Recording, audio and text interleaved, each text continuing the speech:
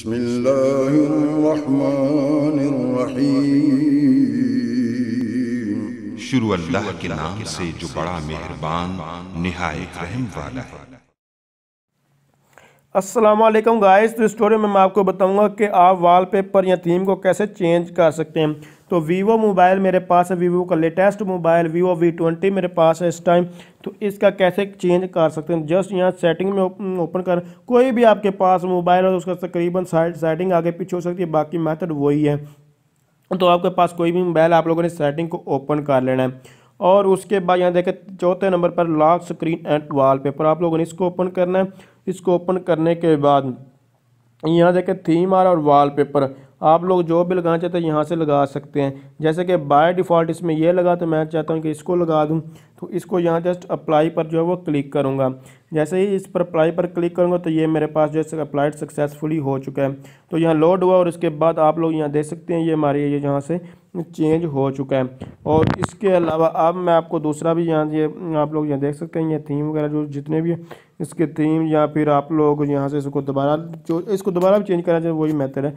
आप लोग यहाँ आ जाए। ये इतना अच्छा तो नहीं, जो पहले वाला था वो इससे अच्छा लग रहा है। तो वैसे ही तो मैं आपको बता रहा हूँ हर एक की अपनी चॉइस होती है, उनको जो अच्छा लगे आप लोग थीम वो सिलेक्ट कर सकते हैं। इस तरह डिफ़ॉल्ट है तो इसको मैंने यही अप्लाई कर दिया। तो अब ये आपको समझ लग चुकी होगी थीम को कैसे चेंज करते हैं। तो थीम को आप लोग इस तरह चेंज कर, मैं अब आप वॉलपेपर भी आपको बता दें तो कैसे चेंज करना है।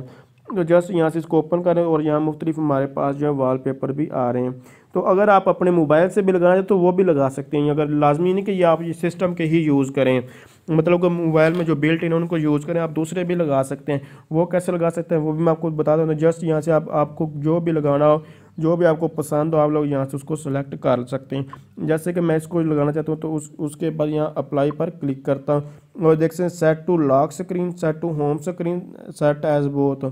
तो मैं यहाँ लॉक स्क्रीन पर लगाना चाहता हूँ तो वो उस पर लगा देते हैं।